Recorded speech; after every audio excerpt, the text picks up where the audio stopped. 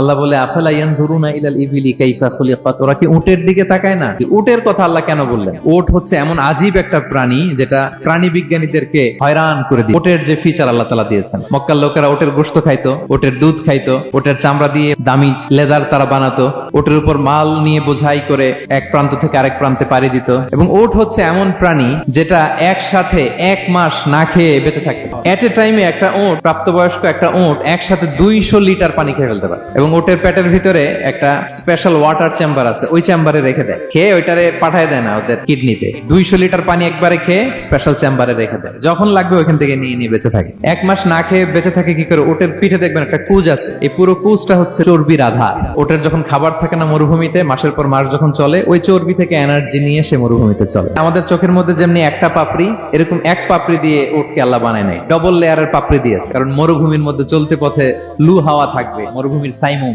বালুর ঝড়, এই ঝড় মোকাবেলার জন্য, লু হাওয়া মোকাবেলার জন্য ডবল লেয়ারের চোখের পর্দা। একটা পর্দা ফেলে রাখে আর একটা খুলে সে হাঁটতে থাকে, তার কিছুই হয় না। সুবহানাল্লাহ। এবং মরুভূমির মধ্যে যে ক্যাকটাস আছে, গুলমলতা, বড় বড় কাঁটা জাতীয় গাছ, যেই কাঁটা পৃথিবীর কোনো প্রাণী খেতে পারবে না, কিন্তু একটা উট অনায়াসে খেয়ে ফেলতে পারে।